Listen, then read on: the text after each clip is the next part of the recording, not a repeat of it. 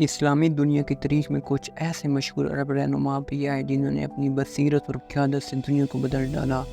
یہ رہنما صرف اپنے ممالک کی ترقی کے لیے کام نہیں کرتے رہے بلکہ عالمی سطح پر بھی ان کا اثر بہت بڑا رہا۔ شاہ فیصل سعودی عرب کے وہ عظیم بادشاہ تھے جنہوں نے اپنے دور میں عرب دنیا کو عالمی سطح پر بہت بڑا مقام دلایا۔ وہ 1964 سے 1975 تک سعودی عرب کے بادشاہ رہے اور اپنی ویژن اور طاقتور قیادت کی بدولت سعودی عرب کو دنیا کے ایک اہم ملک کے طور پر ابھارا۔ شاہ فیصل کی سب سے بڑی کامیابیوں میں سے ایک تیل کی طاقت کو عالمی سطح میں ایک ہتھیار کے طور پر استعمال کرنا تھا۔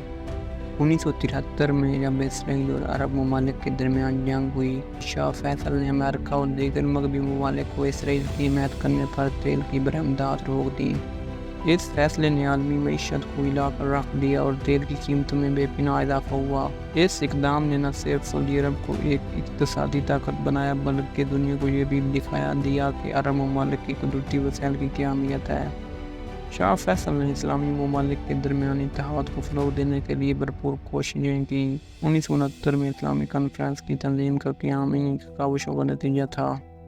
انہوں نے اسلامی دنیا کے مسائل کو عالمی سطح پر پیش کرنے کے لیے ایک مضبوط پلیٹ فارم فراہم کیا اور مسلم امت کو متحد کرنے کے لیے کام کیا۔ شاہ فیصل نے سعودی عرب میں تعلیمی اصلاحات کی بنیاد رکھی اور جدید تعلیم کو فروغ دیا۔ انہوں نے ملک میں خواتین کی تعلیم کو بھی اہمیت دی اور انہیں تعلیمی اداروں تک رسائی دی۔ ان کی قیادت میں سعودی عرب نے تیزی سے ترقی کی اور معیشت کو مضبوط بنانے کے لیے مختلف منصوبے شروع کیے۔ 1975 میں شاہ فیصل کو ایک افسوسناک واقعے میں قتل کر دیا گیا۔ شاہ فیصل آج بھی سعودی عرب کی تاریخ میں ایک عظیم رہنما کے طور پر یاد کیے جاتے ہیں۔ شاہ فیصل کے بعد جمال عبد الناصر مصر کے وہ مشہور رہنما ہیں جنہوں نے عرب قوم پرستی کی تاریخ کو مضبوط کیا اور عرب دنیا کو ایک نئی سمت دی۔ وہ 1956 سے 1970 تک مصر کے صدر رہے اور ان کی قیادت میں مصر نے بہت سی سیاسی اور سماجی اصلاحات کی۔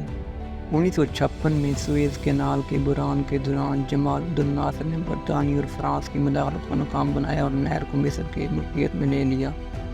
جمال عبد الناصر نے عرب دنیا کو متحد کرنے کے لیے بھی بھرپور کوششیں کیں۔ انہوں نے 1958 میں شام کے ساتھ مل کر متحدہ عرب جمہوریہ کی بنیاد رکھی۔ انہوں نے مصر کے غریب عوام کے لیے بہت سی ترقیاتی منصوبے شروع کیے اور ملک میں سنجیدہ ترقی کو فروغ دیا۔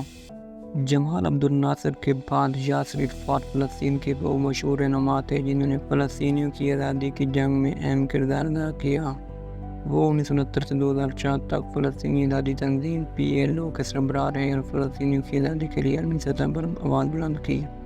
یاسر عرفات نے اپنی ساری زندگی فلسطینی عوام کے حقوق کے لیے جدوجہد کی۔ انہوں نے PLO کو ایک مضبوط تنظیم بنایا جو عالمی سطح پر فلسطینیوں کے حقوق کی نمائندگی کرتی تھی۔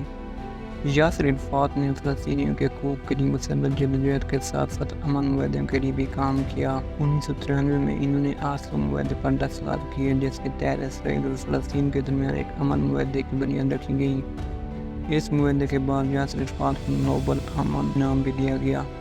یاسر عرفات دنیا بھر میں فلسطینیوں کی آزادی کی نمک بن گئے۔ ان کی قیادت میں فلسطینی عوام کو عالمی سطح پر ایک پہچان دلائی اور ان کے حقوق کے لیے ایک مضبوط پلیٹ فارم فراہم کیا۔ یہ تھے مشہور عرب رہنما جن کی بصیرت اور قیادت آج بھی عرب دنیا بھر میں ایک مثال کے طور پر دیکھی جاتی ہے۔ اگر آپ کو میری یہ ویڈیو پسند آئی ہو تو میرے YouTube channel universal info TV کو سبسکرائب کر دیں اور بیل آئیکن کو آن کر دیں تاکہ آپ کو میری آنے والی ہر نیو ویڈیو کی اپڈیٹ ملتی رہے۔ بہت شکریہ۔ اللہ حافظ۔